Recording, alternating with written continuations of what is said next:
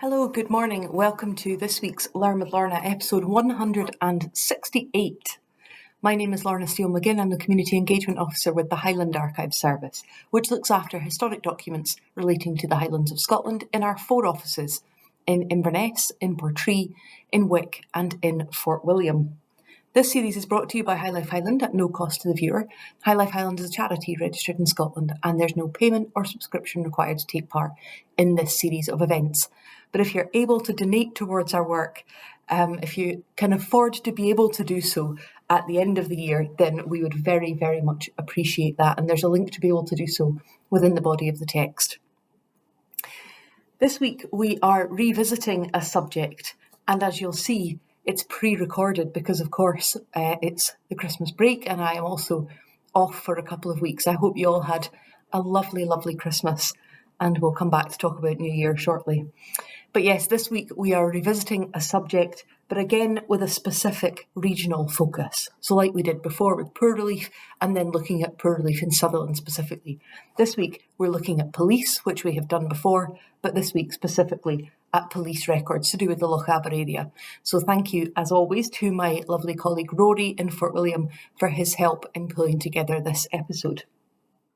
I'm not going to start with a huge history of the police, because I'm aware that I did that when I did the Caithness police records only a few weeks ago. So I'm not going to go into a whole history of policing, but I will start by sharing with you a brief overview of the police service within the Lochaber area and the structure of police within Lochaber. The first police force to be established in the Highlands was the Inverness Constabulary in 1840, followed by Inverness Borough Police in 1847. Inverness Constabulary and Inverness Borough Police were merged in 1968 to form Inverness Constabulary. This new constabulary was split into divisions of Inverness, Badenoch and Strathspey, Skye, Harris and Lochaber. Stations within the Lochaber division included Fort William, Speanbridge, Mallig and Ballachulish. Also established in 1840 was the Argyllshire Constabulary until 1975, with stations in Glencoe, Kinlochleven, Kinlochmore, Ardgour, Salem and Struntian. Given the area covered by both the Lochaber division of the Inverness Constabulary and the Argyllshire Constabulary, we house records from both in Lochaber Archive Centre. So we find this a lot when we're looking at records held in our Lochaber Archive Centre, that they cover both Inverness and Argyllshire. So what records then do we have? Well, we have R91, which is the code for Northern Constabulary, R91 DC, which are Northern Constabulary Lochaber Division, Inverness, and R91/F, which is the Argyllshire Constabulary. Within that, there are letter books, there are registers, including accidents, sudden deaths, lost and found property, criminals, etc. Reports and returns, memoranda and orders and circulars, detention books, and of course the well-loved daily occurrence books. And as I've spoken about before, the letter books reveal the actions and processes of the Chief Constable, decisions taken, instructions given out. Registers are self-explanatory, and I'll come back a little bit to those at the end. Evidence of reports of criminals being housed and so on. So for instance, if we look at the Fort William Borough Charge Book, we can see examples of people being arrested for activities as various as allowing cattle to stray on public roads, allowing dogs to stray at night, theft of a cabbage, theft of carrots, playing shinty on public streets. We can also see within that volume people being taken into custody charged with pretending to be travellers, which I found really interesting. Similarly, if we look at the Fort William Strongroom Detention Book, we find individuals being held for, again, some cracking crimes. I mentioned there theft of a cabbage. If we look at the Fort William Strongroom Detention Book, we see unlawful appropriation of a rowing boat, drunk, disorderly and incapable, theft of a lady's costume and jumper, theft of bagpipes, theft of opera glasses, theft of a semnet, a vest and a pair of pants. I like to think these are all the same people, and someone has run out of a house with bagpipes, opera glasses, a vest, a pair of pants and a lady's costume, presumably while drunk and incapable in possession of a rowing boat. They do. I'm quite sure that none of those thefts were remotely funny to the people who lost them, but they do make some interesting reading. They also included with them details of what every person had on them at the time that they were arrested. So, for instance, if we look at the Mali detention book, we can see people with money, tobacco, pipes, matches, and so on in their pockets, and then a note as to whether those were returned to them or whether it was thought not appropriate. But of course, most of the stories that we find within our police records are within the daily occurrence books. So let's have a look at some of these stories written down as things that were being investigated by the police on a daily basis. So let's see what we can see about everyday crime, everyday run-of-the-mill crimes, if you will. So breach of the peace, theft, and so on, things that are happening on a regular occurrence across the area. So if we look at the Ardgour Daily Occurrence Book, we find a breach of the peace and assault committed by Francis MacDonald, postman, who assaulted John Charles MacLean, 12 years of age, son of Archibald MacLean, ferryman at Camasnagale, by seizing violently his right arm and shaking him twice. So they're an assault and a breach of the peace, an assault on a 12-year-old. Thefts appear regularly. This is probably one of the most common things we see across all of our daily occurrence books. So, for instance, if we have a look at an example from Speonbridge in 1943. July the 15th, 1943, clock stolen by soldier. 9 a.m. received telephone call from Hugh Robertson, Timber Control, Roybridge, asking me to call on him as their office had been broken into and a clock stolen. Called on Robertson and learned from him that last night about 10 p.m, a soldier had been seen entering the office by the window by two of the timber employees, Thomas Mitchison and Thomas Mackenzie, but it was not until this morning that the clock was missed. Noted statement from owner of clock, Etty Sinclair, 22, Roybridge. Learned from witnesses, Mr. Mitchison and Mr. Mackenzie, that about 10 p.m. last night, while several soldiers, believed from Lagan Dam, were standing around the Timber Control office. One of them entered this office by the window, that shortly afterwards he and the others got on an army truck going in the Tullach direction. Afterwards proceeded to Lagan Dam, interviewed Lieutenant A.G. Brown regarding the foregoing, and arranged that the men who had been to Roybridge would be collected for interrogation. I then returned to Roybridge and learned that Brown had gone to Speonbridge. I went there and found him at the hotel. He stated that he had learned that the clock had been left at the door of the office from which removed, and gone to see if it was there, but did not find it. I arranged with him that I would call at his unit at 10 a.m. tomorrow to interview him. And if you think that's not enough time for the police to spend all day investigating the theft or the loss of this one clock, the next day, July the 16th, continued inquiry re theft by H.B. at Roybridge. Interviewed all the soldiers who had been at Roybridge on the night in question. One of them, number 894719,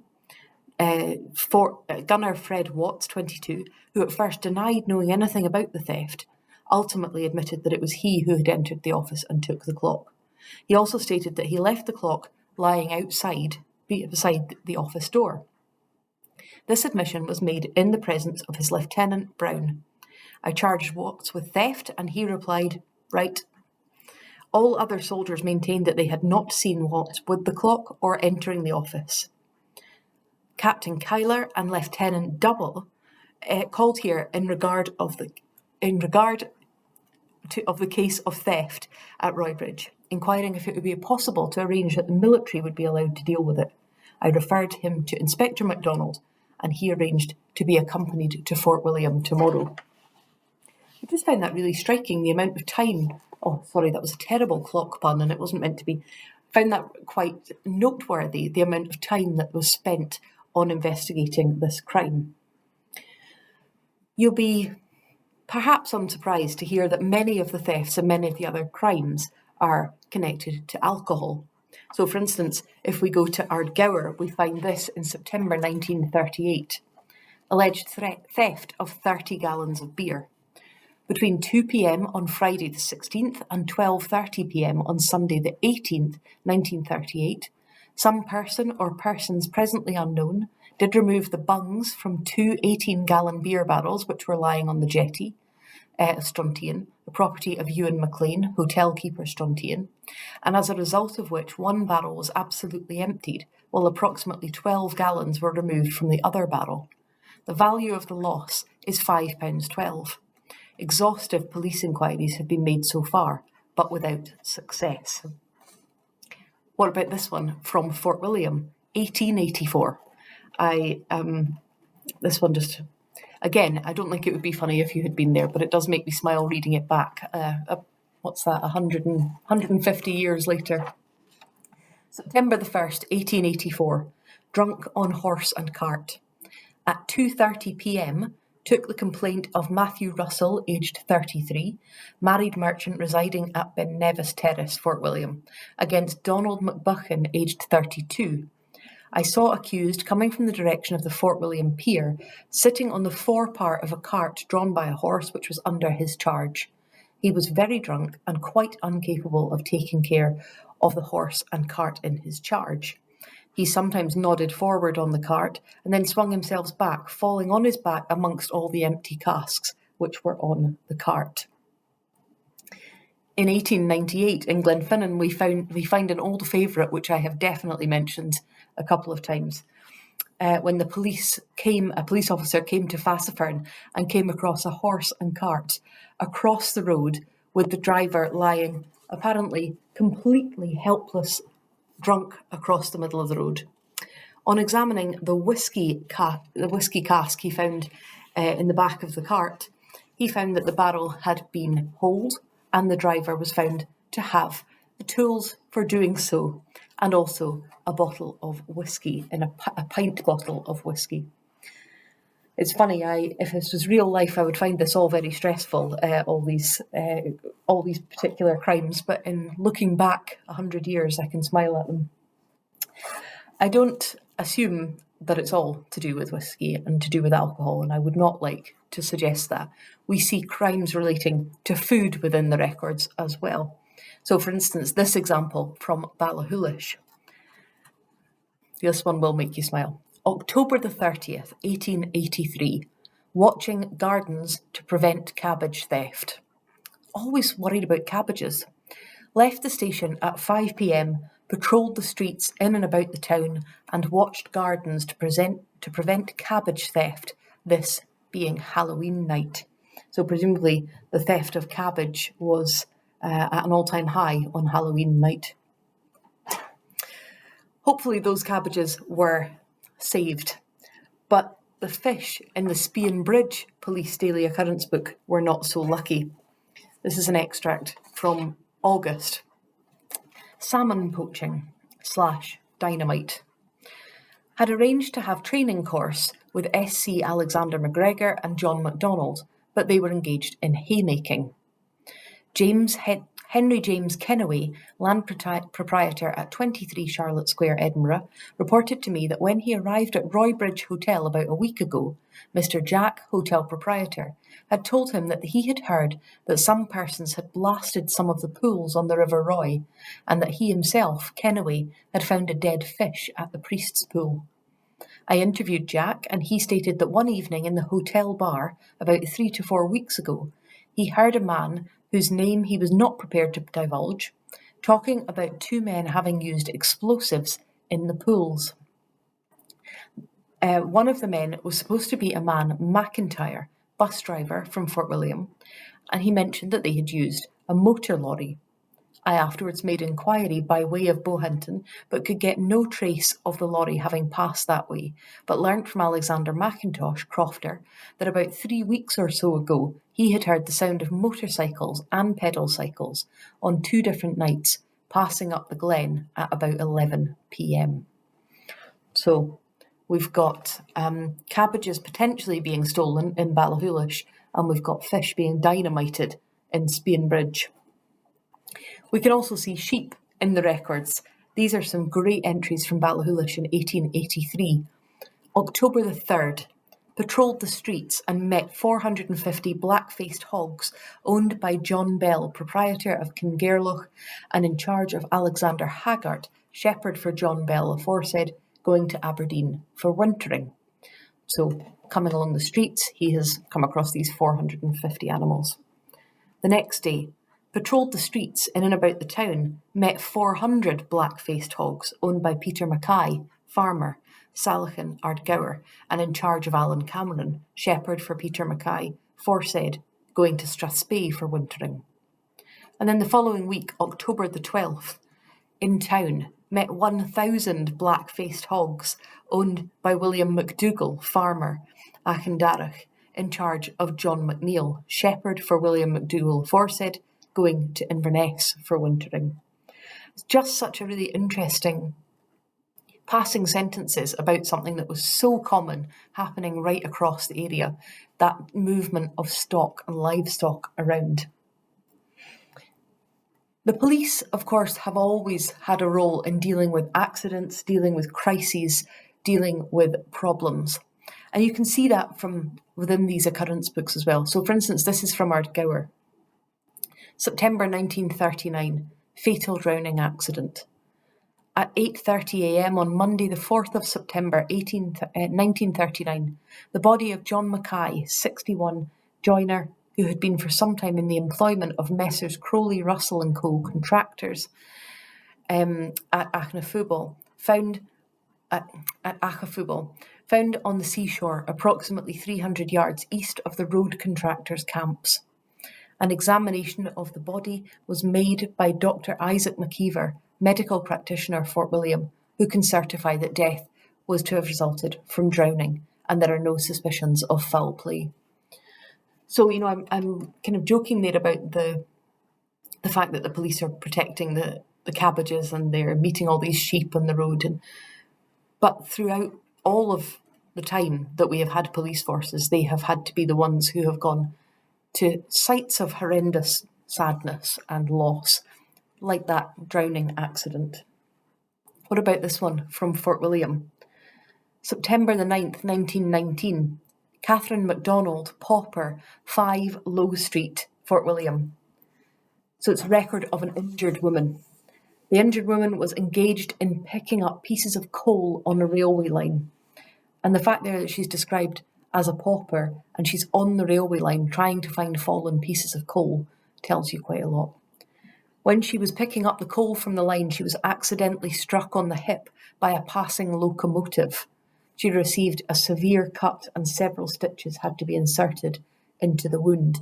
I have to say I read that and thought it seems like she was very fortunate to come off with just a severe cut to the wound, to the hip. It seems like that could have been much worse.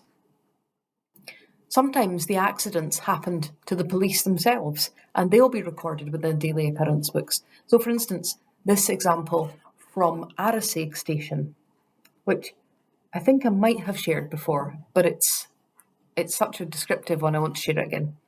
June the 29th, 1926. Tuesday at 10 a.m, engaged at station and patrolled the village, attended trains and post office, and proceeded cycling to Lochaber, called on Hugh Cameron, station agent. Even in that one sentence, you get an idea of the range of things the police are involved in. On returning, had a serious cycle accident on the public road about 3/4 of a mile north of Lochaber. My brakes failing to act, my bicycle got out of control, with the result that I was thrown over the parapet of the bridge, sustaining serious cuts to face and head, and was picked up and conveyed home by car. Or the extraordinary extract from Roybridge with the officer who got stuck in the snow, knocked at a door, was refused entry, and got lost in the drifts on the moor, on Rannoch Moor, and got almost, I don't know how he survived the night. It was in December 1892, and he describes the frostbite he got to his hands and his feet. We see all the time in the news today, and certainly in all of my lifetime, the amount of time that the police spend looking for missing people who have disappeared for one reason or another. And it was no different in the past. If we have a look through the records, we can see some references to this. So in Speonbridge, for instance, we find references to the police being called to look for escaped lunatics, as they're termed in the volume. So those who have broken away or left from within the care of a mental health facility. So, for instance, there are people who have reported going missing, and all the police stations in the area might be out looking, and they'll report when they find a person and accompany them back. Or this instance from 1944 with another type of missing person. February the 18th, 1944, made inquiry Ari, a girl who is absconded from the Muirfield Institution in Inverness, patrolled locality generally and later by Drummondarach. When there, about 2 p.m, I located her, but did not disclose that I had been looking for her. I phoned the district officer, Ari the girl, and Stuart was was instructed by Sergeant Boa that the patrol car would be out at once, and for me to take care of her.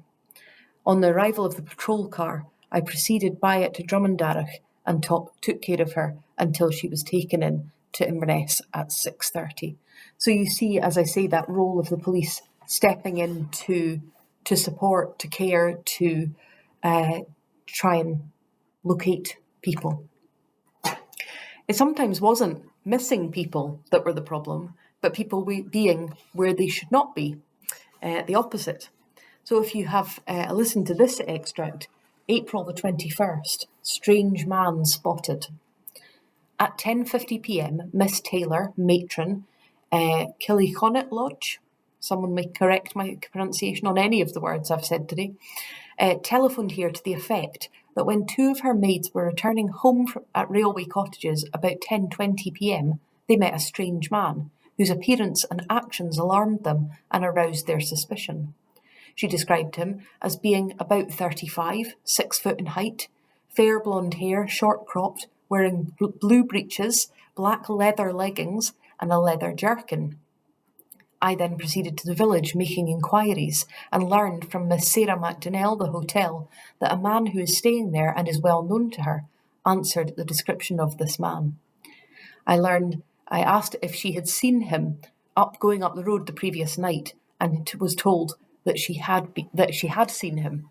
He said that he had indeed been up there and had seen the two girls on the road.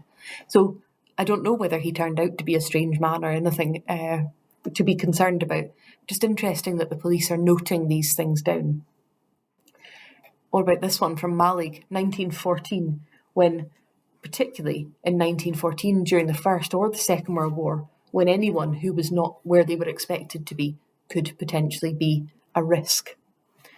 7th of September 1914, at 11 a.m, received a telephone message from Mr. Drury, Station Master Morar, that two men who had the appearance of spies were then at Morar, photographing Morar Bridge, etc. I proceeded there, and on making inquiry, learned that they were two Glasgow men who had a yacht in Malig Harbour. And again, that seems, they were two men from Glasgow, they were taking a photograph of the bridge. But at the time that this is coming about, right at the beginning of the First World War, and right through the war, we see concern about photographing, who's photographing things, who's sketching, particularly coastlines, anywhere there might be an aerodrome or a way for a ship to land. Who's photographing that? Who's sketching it? And what are they going to do with that information? So they would be treating somebody photographing bridges with the utmost suspicion. And the wars, of course, brought extra responsibility to the police because they were charged with additional duties, both before the war in preparation, during the war, and also doing those things while doing their usual duties. This brief extract, again, is from Malig, but it goes to show the sort of things that they were handling. October the 5th, 1942, patrolled the village and Glasnacardach. I inspected mines washed ashore there and warned all local inhabitants to evacuate the dwellings at high tide. The mine was rendered harmless on the 7th of October. So even just that fact that the police are having to step in to mines being washed ashore and then having to go around and warn the population to evacuate and stay out the way. This one is from Speonbridge, April 26th, bomb found by farmer. called on Ian Cameron, farm worker, who had called here during my absence today, reporting having found an explosive missile on the Blair Hill 2 or 3 miles north of Spian Bridge about 4:30 p.m. last night, when there in the company of Harry Gemmell, Railway Cottages, Spian Bridge. I then accompanied Cameron and Gemmell to the locus and found that the missile appeared to be a 2-inch trench mortar bomb. It was lying approximately 2.5 north of Spian Bridge village. Reported by telephone to Inspector MacDonald the finding of above-mentioned bomb. By instructions of my inspector, telephoned Command Depot Achnacary, the commando depot at Achnacary, inquiring if they would be able to dispose of this bomb, as it had no doubt been fired or dropped there by personnel from that depot. The officer I got in touch with contacted Lieutenant Joy, who stated that they would attend to it and would phone me in the morning when the disposal party would meet me. When we come on to the next morning, at 9:30 a.m, Lieutenant Payne, Demolition Officer, Commando Depot Achnacary, called here to go and examine the bomb found on the hill. I accompanied him to the locus, and on examination he identified the missile as being a spent mortar smoke bomb. He took possession of it. So you can see there the fact that the war happening very far away, both in the First and the Second World War, is impacting police across the Highlands and Islands in their daily duties. You can also find some extraordinary extracts. So far what I've been saying, most of these are relatively common types of find within wartime and peacetime, but you can also find some other interesting stories. So for instance, what about this one? October the 17th, 1883. Left station at 9 a.m, accompanied by P.S. Chisholm, went by way of Nevis Bridge and Achintee to the top of Ben Nevis and remained on duty there at the opening of the new observatory house, which was performed by Mrs. Campbell. I mean, just that passing reference to, so I set off and I went to the top of Ben Nevis and I did the remainder of my duty on the top of the highest mountain. Or this one from Kinlochmore. January the 11th, 1939.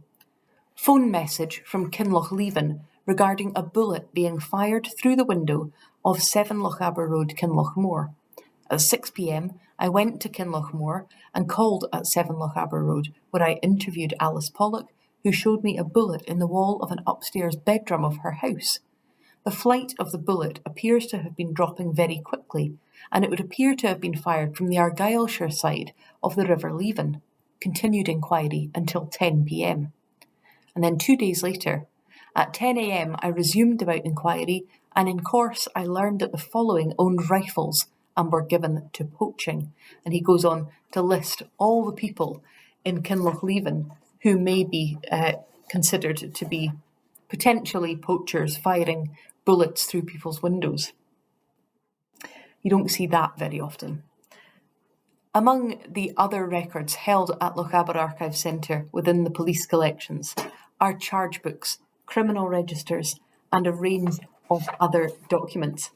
And I thoroughly enjoyed reading through this list of distinguishing marks that was attributed to criminals in the criminal register, things that might make them completely identifiable. Some, I think you'll agree, are more identifiable than others. Marks of swallows on neck. I assume that's a tattoo. Bessie written on left forearm. Squint eyes. Thistle shamrock. Grey moustache. I mean, how you could put a grey moustache as a distinguishing feature. Maimed left leg. Impediment in speech. Left eye sightless. Wants 2 front teeth. Long thin neck. M. Innes tattooed on right lower arm. Anchor tattooed on back of hand. Left thumb deformed. Bald head. I mean, that doesn't strike me as something that you could immediately pin a crime onto someone because they have a bald head. True love and clasped arms on forearm. 2 women on left arm and soldier in kilt on right arm. Mother's love and 2 anchors. And then finally, marks of king's evil on both sides of the neck. And apparently, so Rory tells me, this was a tuberculosis of the lymph glands, and it had once been popularly supposed that it would be cured by the touch of royalty, and therefore it became known as King's Evil. But they made me smile at the thought that some of them, like I say, you could, maybe if they have those exact tattoos on both arms, possibly, but bald head or grey moustache as distinguishing marks. A little bit more questionable, I would say. There's so much information within the police occurrence books, within the police records. I hope that you found some of those stories entertaining or interesting. And next year we'll come back and we will look at the police records relating to Ross and Cromarty. But in the meantime, thank you very much. Thank you for joining me. Happiest of New Year's. I hope that whatever your situation is, whatever you're facing, that this year is a good one for you. Thank you. A reminder that this series is brought to you by High Life Highland at no cost to the viewer. That High Life Highland is a charity registered in Scotland, and there's no payment or subscription required to take part in this series of events. But if you're able to donate towards our work, then we're very, very grateful for that. I hope you can join me next week for statistical accounts. But in the meantime, as I say, wishing you the happiest of New Year's. Thank you.